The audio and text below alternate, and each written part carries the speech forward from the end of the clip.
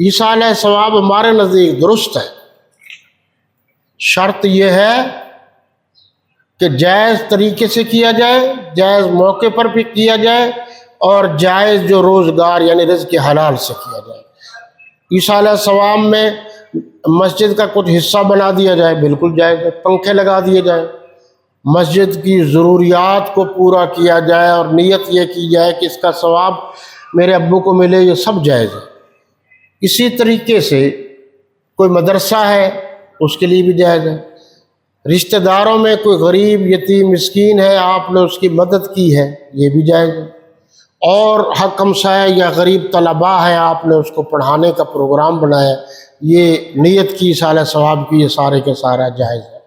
ہمارے ہاں غلط فہمی یہ ہے کہ چاول پکائیں گے تو جائز ہے ورنہ جائز نہیں۔ ہم کسی کو چاول پکانے سے نہیں روکتے، ہم کہتے ہیں بھی اگر 30,000 روپے آپ نے ابو کے ایصال ثواب کے لیے خرچ کرنے ہیں تو 10,000 رشتہ داروں میں خرچ کر دو جو غریب یتیم مسکین ہے، 10,000 کسی مسجد مدرسے کو دے دو اور 10,000 کے چاول پکا لو، بس۔ چاولوں پر ہماری بحث یہ ہے کہ تیسرے دن ہی پکانا، اسی طریقے سے پکانا، پھر مولوی صاحب کو بلا کر اسی طریقے سے ہی ختم پڑھنا، اس پر بحث ہے۔